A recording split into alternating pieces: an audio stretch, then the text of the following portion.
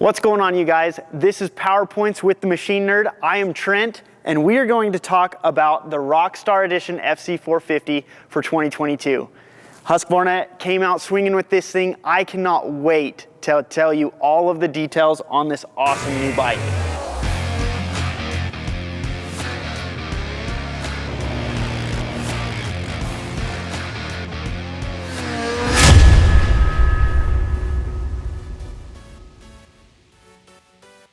All right, with this Rockstar 450, they've done everything that they possibly could to make this thing faster, better, more smooth, give you the best riding experience possible when you're pushing your limits on the track.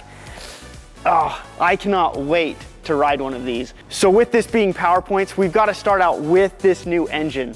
Husqvarna touched every single part of this motor to give you more mid-range, and the way that they did that was they completely redesigned this cylinder head. Everything in the cylinder head is completely new.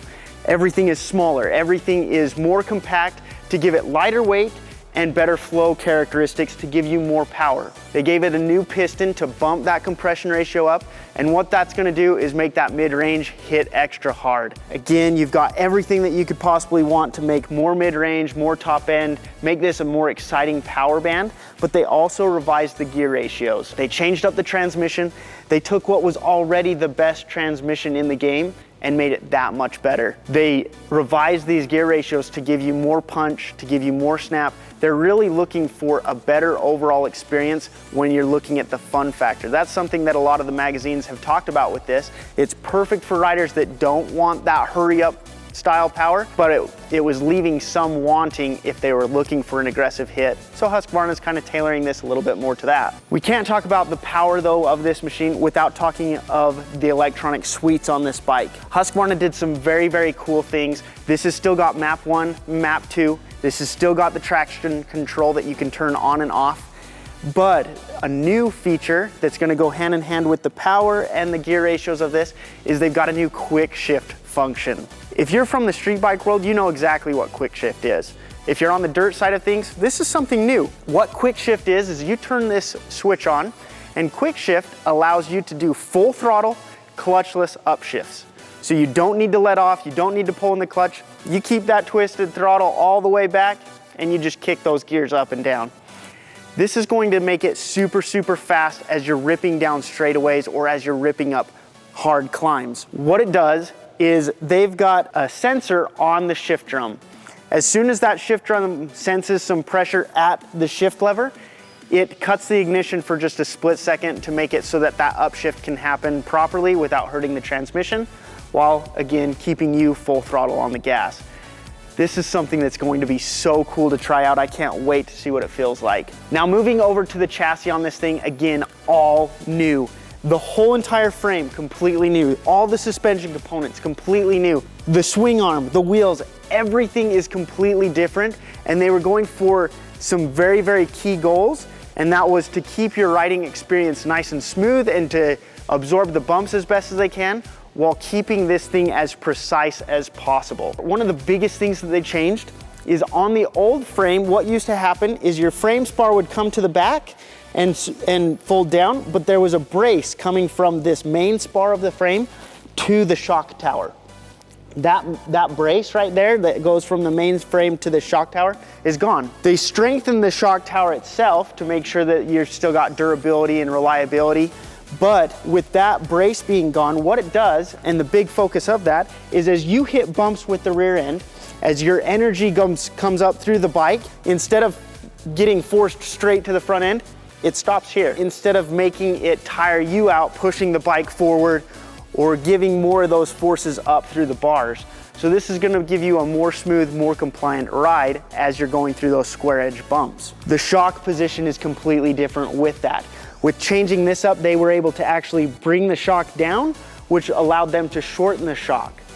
They shortened the shock, they changed up the linkage ratios, they changed up everything to make sure that it actually felt identical and gave you the same amount of travel as last year, but with a smaller overall package, leaving you with a little bit less weight, be it unsprung, which is even an added bonus. Now staying with the back of this bike, this has got an all new swing arm. Now this new swing arm They meant for it to be a little bit more rigid than the last one, allowing it to be more precise in the back. In their preseason testing, in this R&D time, they found that this swing arm was a little bit more rigid than what they wanted. So what they ended up doing is they went to a smaller rear axle. They went from their 25mm axle to a 2022. That's the year. They went from this 25mm axle from last year to a 22mm axle to give it a little bit more flex characteristic, to give you a little bit more compliance back into this new, firmer rear end. Now, another big thing that they changed, this is actually probably my personal favorite as far as what they did with the chassis, they changed up the subframe.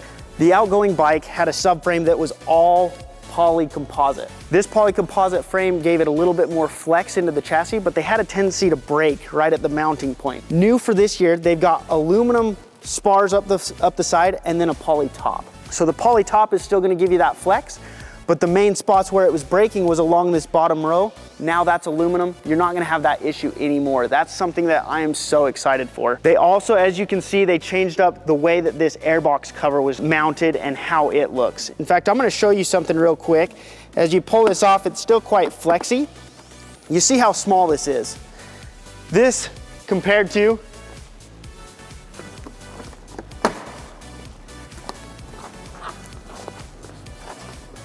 So you see how small this one is, the new one? Look how much smaller this is than last year's. This last year's one, it was a good design. It's still a toolless entrance, but it was so long and so flexy that it was kind of hard to get off at sometimes.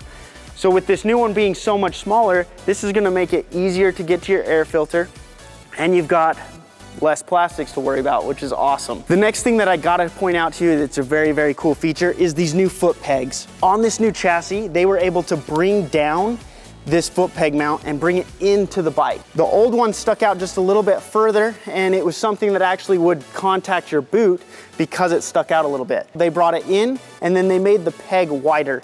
Now you've got more of a footprint on this peg to keep you gripping on this bike, and you won't have to worry about your boot hitting that mount anymore, which is awesome. That is a very cool feature, and again, something so smart that Husqvarna saw with the old bike that they addressed with this new bike.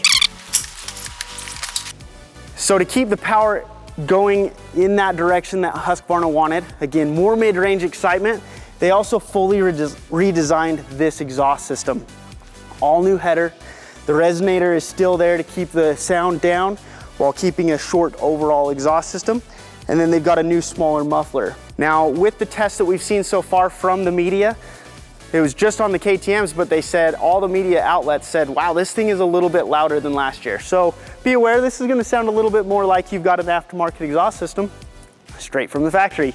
So again, Husqvarna is looking at every detail to make sure that you can get more mid-range power, more mid-range oomph, and then keep that excitement up and keep the overall design looking good. Now, with this being the Rockstar Edition, you get some very cool things. It does come at a premium price, but you get premium components. You get their accessory triple clamp, which has the split design. You get stronger wheels, you get a full billet hub, you get stronger spokes, and you get a stronger rim than the standard bike. These two things, the triple clamps and the wheels, that had cost you well over $1,500 to buy after the fact. You're looking at about $900 for the wheels and roughly $600–700 for the triple clamps. So this is an awesome addition that you get. Now with these triple clamps, they did keep this in the standard offset from last year, and the geometry of the frame is still very, very much the same.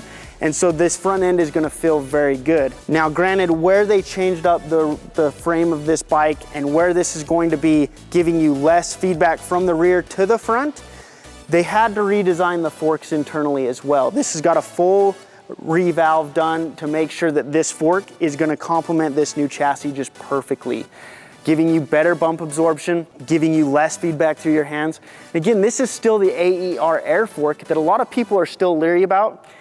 Legitimately, in the last 2 years, Husqvarna has made this air fork so good, you don't need to worry about it anymore. It's got one pressure that you need to check, and it works phenomenally. You don't see a lot of changes throughout the day as far as your pressure goes. This is a very, very good fork from Husqvarna. Now, another little thing that Husqvarna did was, if you look at the bars of a modern four-stroke, there are buttons and switches everywhere. Husqvarna wanted to change that. So now you've got 2 switches to deal with.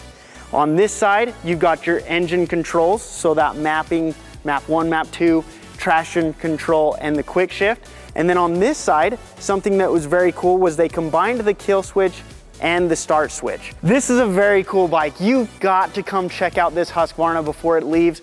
We've got a couple of these coming in with the 450 motor and one with the 250. We cannot wait to see these things out on the track here in Idaho. Husqvarna has done a great job. Come on in here to Rexburg Motorsports. If you do have more questions on this machine or on anything else in our shop, we would love to help you out. Thank you so much for watching this video. And again, until next time, let's get out onto the power.